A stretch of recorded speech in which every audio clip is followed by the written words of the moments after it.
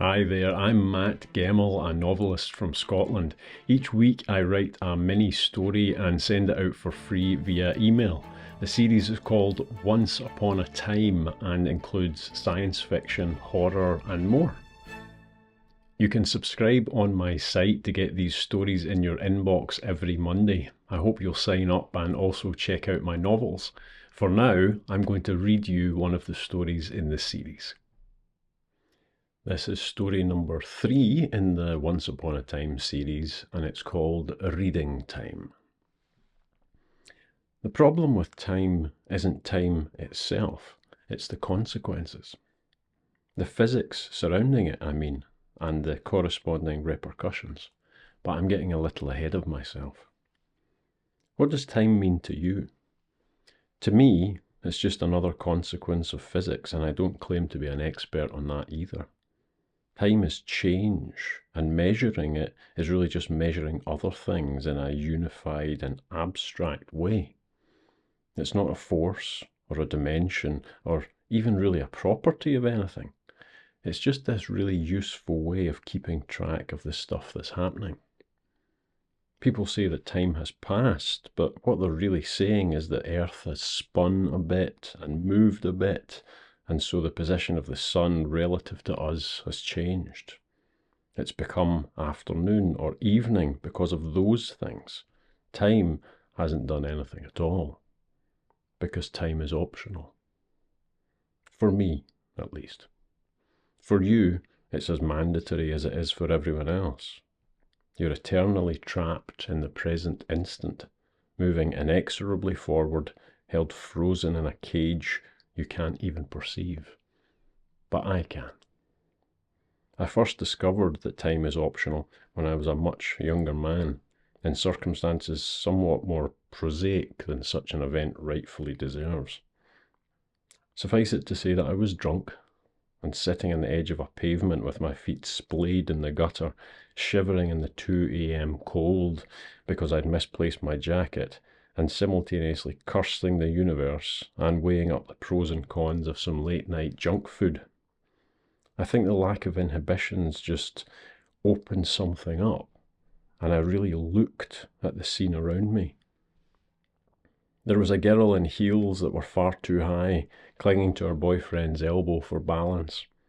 There was a police motorbike cruising by.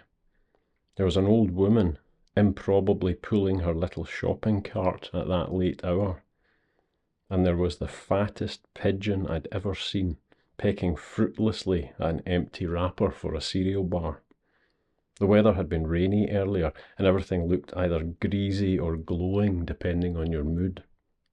It was beautiful in the ugly way that cities have, more comforting than inspiring.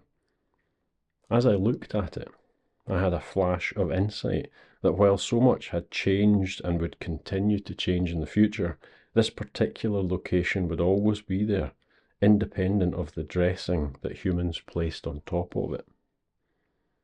And it all stopped. The girl, mid-teeter on the damp concrete, eyebrows only beginning to lift up in alarm at her precarious position.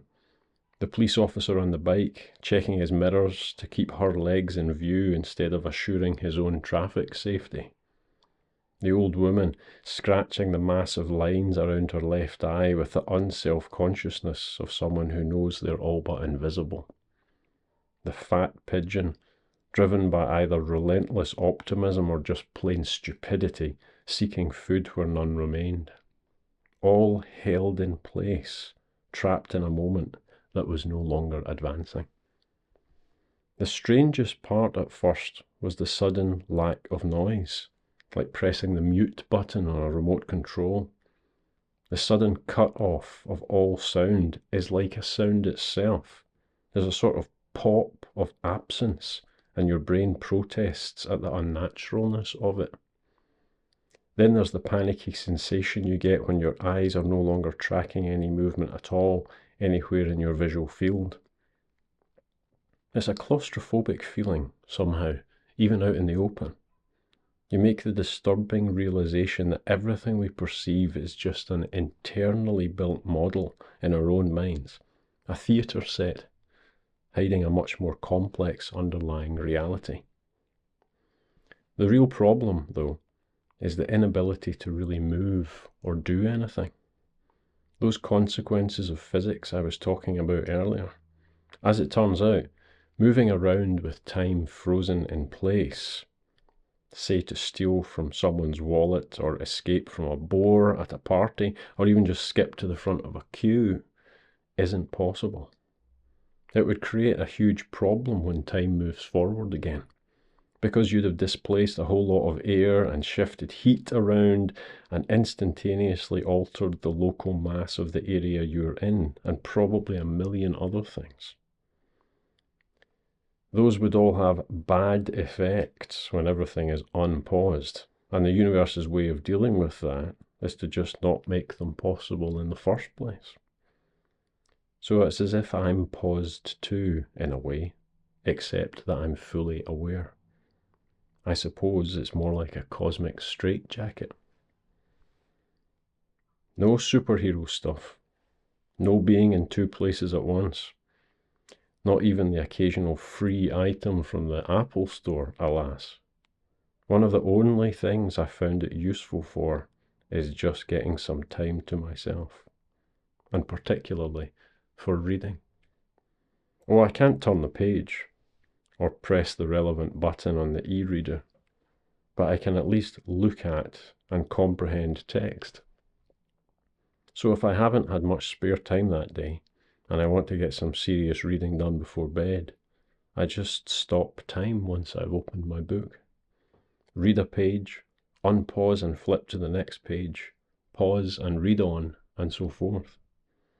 I've got it down to about 1/3 of a second for each unpause, flip, pause cycle at my very fastest, assuming I'm using a digital reading device that's responsive enough. It's tiring though. And it all adds up. My best streak was reading 200 pages in that way after a huge coffee, and in real time it took me less than 5 minutes. Afterwards I went for a nap, and I couldn't face reading again for a few days. It's a mixed blessing. It's a gift and a curse, because it feels like so much potential is wasted by the mundane laws of reality. But I suppose that's true for you and everyone else too, albeit without being able to hold an instant in the palm of your hand. I suppose I could spend a whole life's worth of time pondering the deep questions of the universe.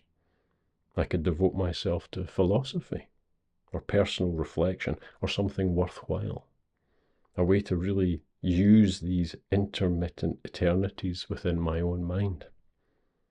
I probably won't, though.